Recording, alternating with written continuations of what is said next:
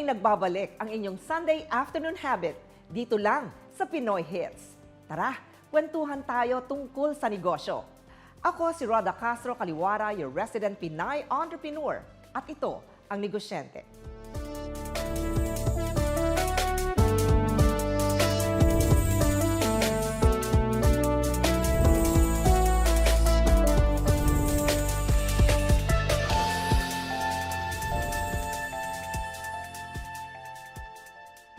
This mompreneur has learned many lessons as a mom of 2 boys and the president of her own travel agency. Halina't matuto tayo kay Chal Lontoc Del Rosario. Welcome sa ating segment na Mompreneur, where we invite moms who not only manage their households but also their business. And today's special guest is a mom of 2 boys, successful entrepreneur, host, vlogger, strong supporter of women in business. Parang isa lang gusto kong itanong sa kanya, how to be you. Parang yun dapat yung tanong ko sa'yo. Okay, welcome to the show, the beautiful and talented Chal Lontoc Del Rosario. Thank you, Miss Roda. Tulad ng sabi ko, I'm really so excited to be here. Minsan lang ako ma-interview. O kasi nga host siya, thank you very much for giving me a chance na ma-interview ka naman, ang isang napakagaling na host at vlogger. And thank you also. Ito pala ang feeling na ini-interview. Anyway, Okay. Chal, you have a 14 and 8-year-old sons. Correct. Aside from being a hands-on mom, what is your parenting style? Parenting style, wow. Actually, very fluid. Diba? Kumbaga sa tubig, kung ano yung container, yun yung ginagaya niyang shape and form. So, I think it's pabago-bago. It really depends. Kasi magkaiba yan eh. A 14-year-old teenager. And then you have someone who's still, young, playful. Although, 2 things have existed, which is may pagka-disciplinarian pa rin. Okay. Not naman to the extent that I'm very strict. Actually, I'm still very playful. And then second is, bata pa lang sila, I really teach them about entrepreneurship. Oh, wow. So, klaro na At an yun. early Because, age. yeah, kasi ganun din ako pinalaki. And I see the benefits of it. So, at an early age, tinuturo ko yun. Not because gusto ko sila maging entrepreneur, but because yung mga values as an entrepreneur, alam kong will be a great help for them. Disciplined. Discipline in terms of, wag kayong umasa sa akin na pulutin yung mga madudumin yung damit. Parang kumbaga, you want them to be independent. Yes. Yes. And you juggle lots of different things. Taking good care of your family, raising the kids, the 2 boys, hosting jobs, vlogging, and of course, running your own business. Paano mo minamanage? Paano mo binabalance ang lahat ng ito? I always say nga na, usually, you don't hear a lot of people ask this to men. Kahit na maraming ginagawa. Pero to women, parang we always get asked this. So, I think men and women both do the same na, maraming ginagawa, but the add-on pressure to women na kinakailangan, ikaw talaga yung sa mga bata, ikaw talaga yung sa bahay. I think, and I've said this before, importante na we know how to ask for help. We can't do it alone. Exactly. Gustuhin ko man sabihin, I'm all of that. Kayang-kaya ko. Yeah, Superwoman. Yeah, superwoman. People will call you superwoman, That's diba? right. That's right. And all of that. But the truth is, can't do it alone. As much as we want to. And we'll go insane. Yeah, Kawawa for rin the sure. people that, that we love. Yeah. So, I really ask for help. Yan, totoo yan. Meaning, it doesn't matter kung sa asawa ko, Okay. tumulong ka sa bahay sa akin. Wala akong paki kung boss ka, wala akong paglabas mo dito. Pero mag-asawa tayo, tulungan tayo sa pagpapalaki ng mga bata, tulungan tayo sa pag-aayos ng bahay. And swerte naman ako that he has a very open mind and a very open heart to it. Help is really needed. Kahit sa negosyo, di ba? I need the people there the same way that they need me to help me so that I could run both work and business and family life. So that's one of the keys, no, na to have a strong support system, Oh, kumbaga. super. Okay. Super. Napaisip talaga ako. Oo talaga. Oo, gustuhin man nating sabihin at to make people believe na malakas siya, kayang-kaya niya. But behind every strong person, there is a support system. That is right. That is right. Okay. let's talk about your business naman. Yeah. How did it start? When did it start? Okay. Sa totoo lang, ang negosyo na pinasukan ko and that I have was actually started by my mom. Mhm. Okay. When she passed away, more than a decade already, Oo. talagang, and I was like you, I was also in media. I Mhm. was doing news, talagang Mm, yun yung mm. ginagawa ko. Medyo ano ko eh. Sabi Sige, ko na nga ba, talagang aaminin ko na, medyo black sheep idol ako. talaga to. Hindi pa black sheep na yun sila. Medyo black sheep ako noon. Like, hindi ko gagawin yan, hindi ko ayoko. Although mahal ko na ang travel. Love na love ko, Mhm. pero matigas lang ulo ko. Mm-mm. So, but when she passed away, my older sister was abroad, my Mm-mm. younger brother was too young, Mm-mm. and people were relying on us for Mm-mm. jobs. This is true. So, yung Mm-mm. mga taong nilagaan niya and all, Mm-mm. so talagang bumagsak sa akin. No choice. And my mom would always tell me, alam mo minsan, having no choice is also good. Yeah. Kasi you have no choice but to succeed. Correct. Kasi kung marami kang choices, masarap buhay mo, di ba lahat ng choices nandiyan, siguro to, di ba? Ang sarap ng buhay. Pero minsan yung mga tao, maririnig mo yung mga success stories nila, kaya sila umaasenso, gumagaling is wala silang choice. Kasi kung hindi sila maghanap ng paraan, mamamatay talaga sila. Wala makakain for the day. So, same thing. I had no choice. The business is called Geron Travel. It's a travel agency or a travel hub. Mhm. We cater to everything. Mm-mm. International travel, local travel, visa processing, group, corporate travel, individual travel, honeymoon, lahat na yan. Basta lahat na maisip mo when it comes to travel. And I'm happy to say na pagkatapos ng pandemic, andito pa rin kami.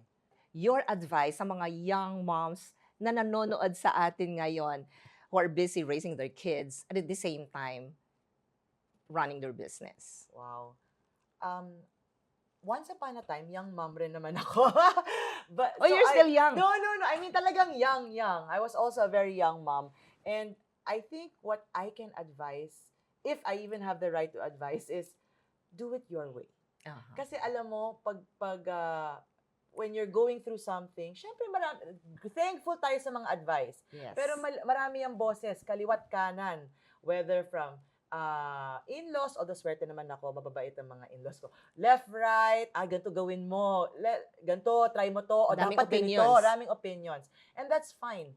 Take it in, but still choose to do things the way that you feel, your gut feel, tells you. Kasi I really believe that, alam natin kung anong bagay, anong tama. We just have to listen to ourselves sometimes. And that's what makes us unique. Kasi imagine na lang kung lahat ng tao pare-pareho ng pinagdadaanan, pare-pareho ng kwento dahil sa pare-pareho lang yung mga advice na pinapakinggan. Exactly. Diba? Paano na lang? Dapat iba-iba tayo ng pagkakamali.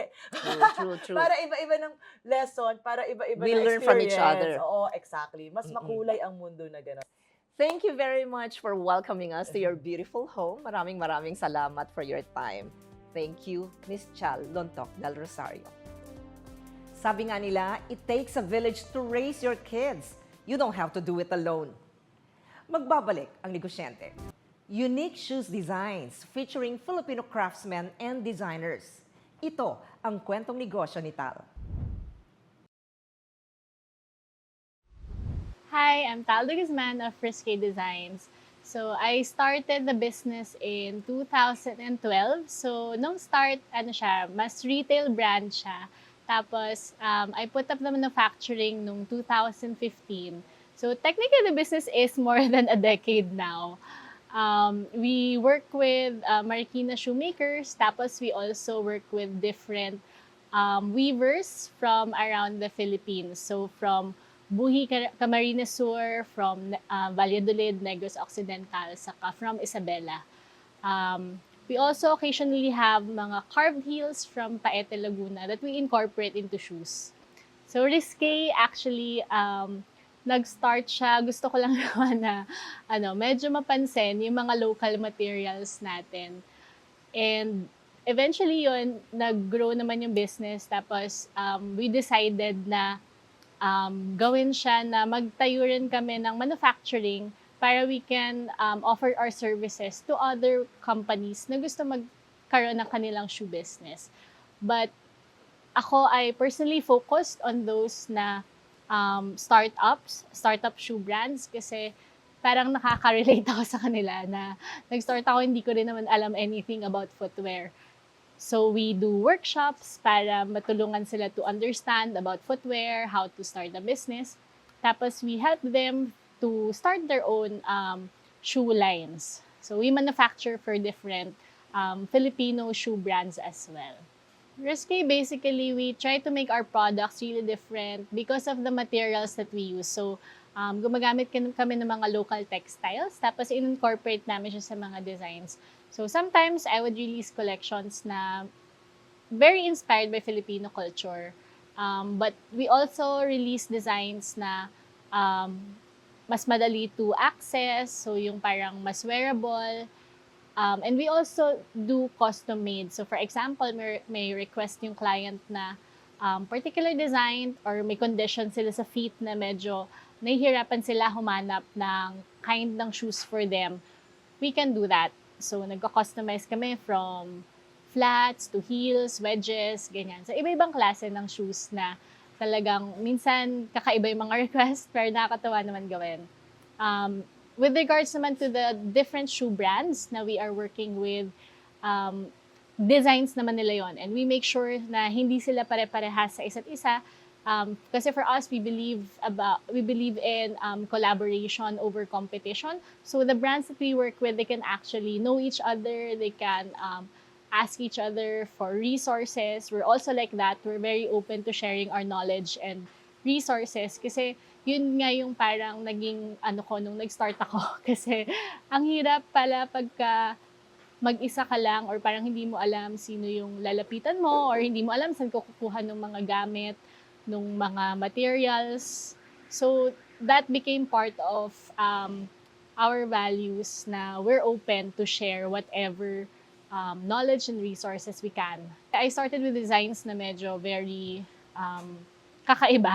So parang it was harder for people, parang mas mahirap i-explain pa nung time na yon na, oh, I was using local weaves. Parang nung dati, tingin lang nila pang table runner, ganyan. But now, of course, there's more acceptance into supporting local, so medyo mas hindi na yung mahirap. And then with starting na manufacturing, mahirap na nagkaroon na ako ng sariling team din. Kasi syempre, of course, we're paying on a regular basis then our staff. Pero yun nga, that's what, yun naging tulong ng mga brands na naka-work namin. Kasi they also believe in the same values that we have na we are supporting different artisans in the business. I always advise dun sa mga nagsistart sa amin na gusto magnegosyo, start small. Kasi parang try to manage your risk. Kasi pagka, kunyari may magpapagawa sa akin ng isang shoe brand, tapos ang dami agad nila gustong gawing designs, ang dami nilang i-produce na quantity. Ako pa yung nagsasabi sa kanila na, teka lang, dahan-dahan lang tayo kasi baka masyado kayong mabigla. Tapos mas parang hindi rin maganda yun kasi baka hindi na kayo umulit kasi medyo parang, kumbaga, na-burn sa first, no? So, mas gusto namin yung dahan-dahan, slowly nag-grow din kasi kasama nung pag-grow nila, syempre kasama rin yung pag-grow namin as a business. And we don't want the clients na, of course, yung parang ma-overwhelm sila sa umpisa pa lang. A lot of our artisans, they're actually getting old. So medyo tumatanda na sila. So we're hoping to find matuturuan din na iba pa para mag-continue nung craft ng shoemaking. So I'm hoping to launch apprenticeship programs and also to do more advocacy programs para we can basically keep the craft alive. Mga produktong export quality and proudly Filipino-made. Gusto natin yan. Up next, Sagot Kita. Babalik ang NegoSHEnte. Kasama natin siyempre si Maring Matanong. Mars, ano na ba? Di ba dapat maging handa ako sa paglago na magiging negosyo ko? Eh sabi nila, ang malaking negosyo, dapat may HR. Dapat ba sa simula meron ako nito? They say na ang mga employees are the most important asset of an organization or company. Expert in this subject matter is with us today para sagutin ang ating mga katanungan tungkol sa HR and training. Co-founder and CEO of Olern, Mr. Jerry Ilao. Hi, Jerry! Hi, Miss Roda. Thank you so much for inviting me and thank you sa welcome sa mga nanonood ng NegoSHEnte. Okay, Jerry ha, unang katanungan na to kasi alam mo naman si Maring magtanong. Gustong malaman, kailan ba yung right time na ang isang negosyo ay dapat magkaroon ng human resources management? Dapat ba sa umpisa pa lang ng pagninegosyo or antayin na lang kapag lumaki na ang isang kumpanya? What do you think? Siguro Miss Roda, sagutin ko siya ng perspective ng entrepreneur, no? So, ako kasi, pinagdaanan ko din yan from the start as until lumaki yung negosyo. Now, some would say na sana, di ba, ideally from the start pa lang, meron na tayong human resources per person. But reality is, pag nagnegosyo tayo, medyo kapos yung pera natin. So, kailangan natin talagang mag-wear ng multiple hats. Tawag ko nga nun sa amin parang mga slash. Kasi yung mga hinahire natin, receptionist na, /human resource, /admin, etc. Kasi hindi natin ma-afford na mag-hire ng dedicated person. So siguro at the start, okay lang yon. But based on experience ko, siguro when you have more than, let's say, 20 people, 30 people, medyo mabigat na. Kung ikaw lahat nag-handle ng HR, kasi usually yung entrepreneur siya muna nag-handle ng mga ibang tasks na yon, especially HR. So kung medyo mabigat na, 20, 30 people, baka it's time na to hire a dedicated person. Pero sa dinami-dami ng mga pwedeng functions ng isang HR personnel, ano yung pinaka-importanting role ng HR sa isang kumpanya or organization? Paano ito makakatulong sa paglago ng isang negosyo? Sa akin siguro, simplified ko, parang tatlo siguro. Yung first and foremost would be recruitment. Kasi sabi nga natin, di ba, very important ang mga tao sa pagtulong sa paglaki ng negosyo. So pag hindi tayo makaka-hire ng tamang mga tao na makakatulong sa atin, then mas mahihirapan tayo. So yun yung recruitment. Second would be siguro yung training. Kasi naniniwala ako na once na, di ba, dilagay natin na nag-hire tayo ng tao, dapat properly trained sila, properly equipped so they can contribute to the fullest of their potential, di ba, to help the company. Tapos siguro yung pangatlo would be yung normal na management of people, di ba, making sure na yung mga policies natin in place, tapos kung sakaling merong mga problema or violation sa company policy, na-address siya. So parang simplified terms from a entrepreneur perspective, I think yun yung tatlo na very, very important contribution ng isang HR person sa isang company. Pero ano yung mga qualifications na dapat nating hanapin sa isang HR personnel na makakasama natin sa negosyo? Number one siguro yung mapagkakatiwalaan. Pangalawa siguro, ako in general parang sana gutom.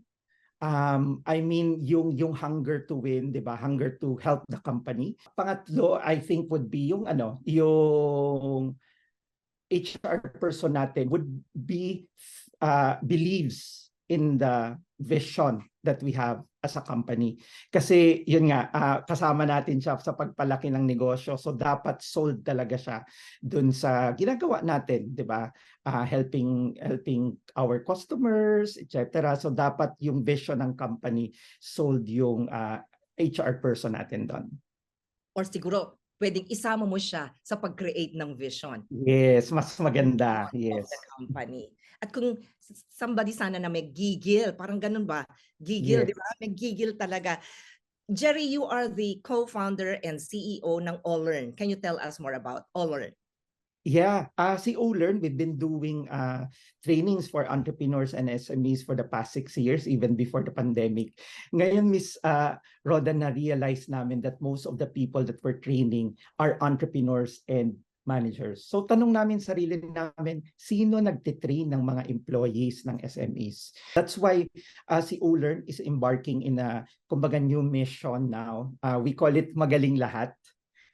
Kasi sana kung meron tayong dapat sana all, ito dapat all, sana dapat lahat properly trained. So we're refocusing our energy to provide accessible trainings for SMEs para lahat makakatulong, lahat properly equipped to grow the business.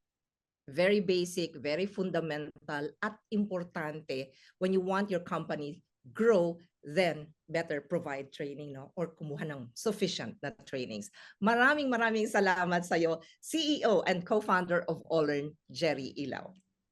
Maraming salamat, Miss Roda, and maraming salamat sa mga nanonood. Sa bawat negosyo, may buhay na nagbabago. Yan ang mga kwentong mapapakinggan natin dito lamang sa The Good Stories. Brought to you by SM Supermalls. Ang bahaging ito ay hatid sa inyo ng SM Supermalls. Behind every product in Cultura is a story of community, support, identity, and sustainability. Let's learn more about embracing our Filipino heritage from people behind the brand. And here with me today is the SAVP of Merchandising for Cultura, Miss Tim Uy. Hi, Miss Tim. Hi, good morning. Good morning. Thank you for having us here. You know, how long has Cultura been around, and what was the concept behind it? Cultura is conceptualized in 2004. So our vision is to be the source of uniquely Filipino products. At the same time, we wanted to be accessible to our customers through our store channels and online. It is also our advocacy to support our local suppliers and manufacturers and our small businesses.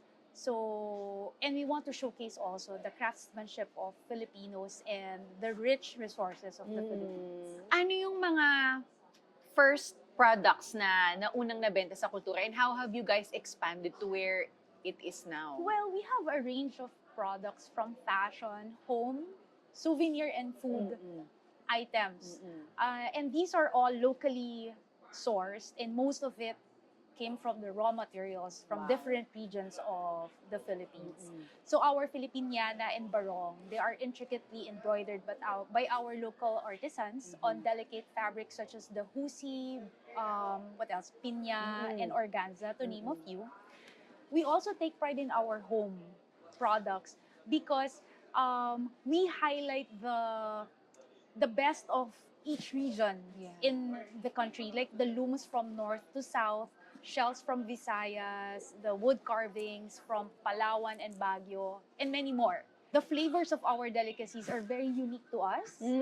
So the core ingredient are harvested here in the Philippines, and this encourages our local producers and farmers to cultivate more.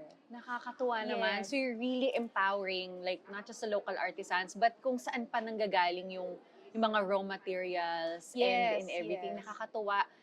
I love Cultura, like I said. I've been a customer and suki ako ng home products ng Cultura, Thank you diba? so much. Yeah. You've been around for almost 20 years. What future is there for Cultura? What can we look forward to? Well, of course, we still want to stay relevant. We want to continue and strengthen our advocacy, in which, of course, we would like to provide livelihood to our MSMEs and support local businesses.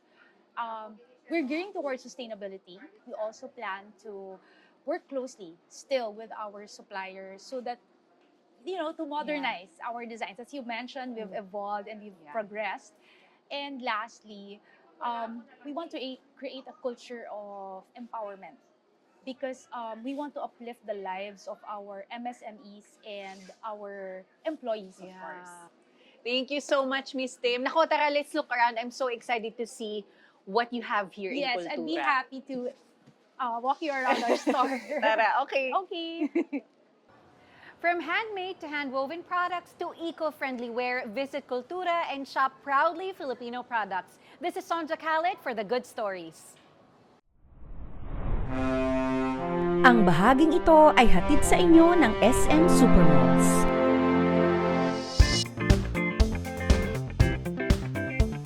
From planning to product sourcing, all the way to marketing, iilan lamang yan sa mga kaalaman na makukuha natin dito linggo-linggo sa NegoSHEnte. Ito si Roda Castro-Caliwara na naniniwalang pag may negosyo, may trabaho. See you next week.